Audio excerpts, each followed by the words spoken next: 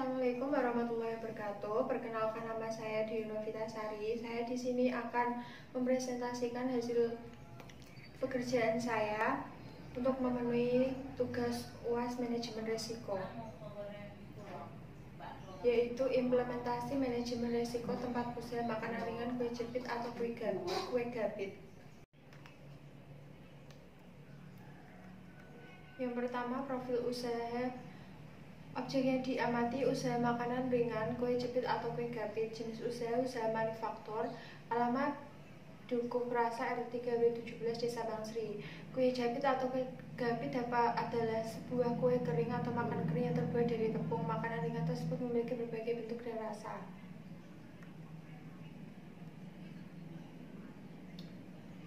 Identifikasi risiko. Pendekatan dalam mengidentifikasi risiko yang digunakan dalam mengidentifikasikan usaha makanan ringan, kue jepit atau kue gabit ini adalah top down.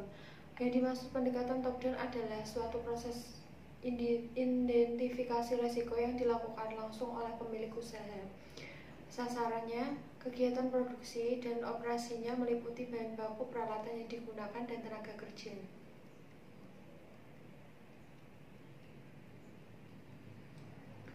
Produk yang dihasilkan ada dua jenis, yaitu kue kering jepit ketan dan kue jepit tepung biasa. Kegiatan pendistribusian dan pemasaran produk. Sejak pertama berjualan, pemilik usaha mendistribusikan dan memasarkan produknya secara langsung pada konsumen. Tempat terjadinya risiko. Risiko yang terjadi secara fatal dan berdampak serius adalah barang, uang, dan pekerja.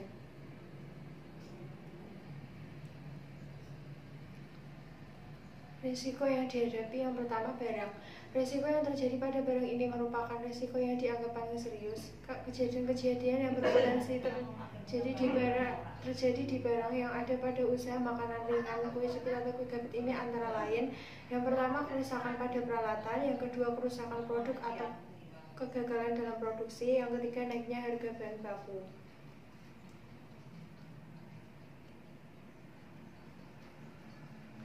Risiko yang dihadapi pada keuangan. Kejadian-kejadian risiko yang berpotensi terjadi pada keuangan antara lain uang hilang dan kekurangan modal.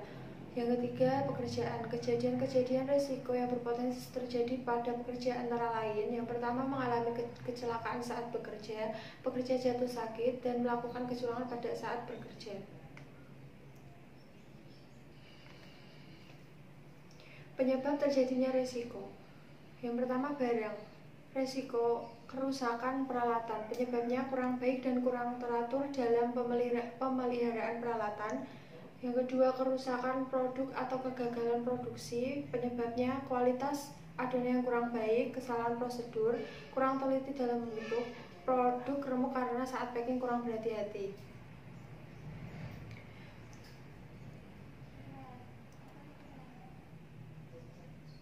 Yang kedua, uang. Penyebab risiko pada keuangan antara lain uang hilang. Penyebabnya kesalahan pencatatan, kesalahan dalam mengelola uang, dan uang dicuri. Yang kedua, kekurangan modal. Penyebabnya keuangan pemilik tidak stabil, kerugian yang disebabkan oleh faktor lain.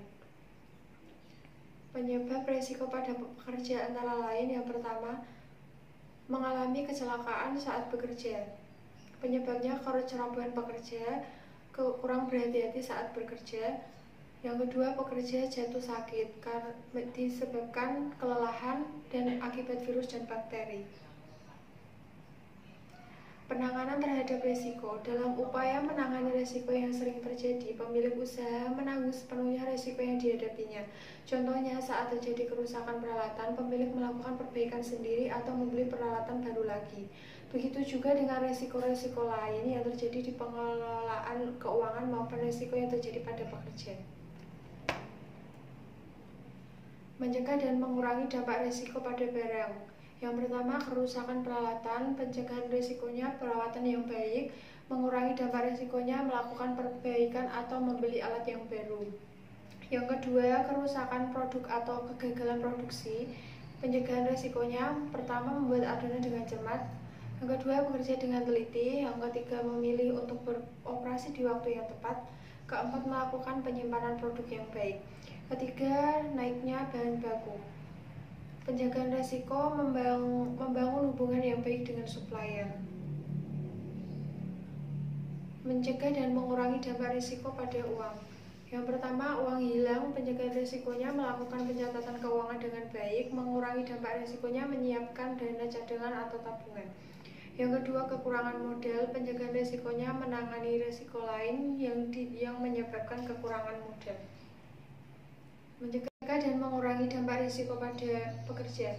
Yang pertama, mengalami kecelakaan saat bekerja. Pencegahan risikonya memperingatkan pekerja untuk bekerja dengan teliti dan berhati-hati. Mengurangi dampak risikonya memberikan pertolongan pertama. Yang kedua, pekerja jatuh sakit. Pencegahan risikonya membersihkan tempat produksi secara rutin agar terhindar dari virus dan bakteri. Sekian presentasi dari saya, kurang lebihnya mohon maaf. Wassalamualaikum warahmatullahi wabarakatuh.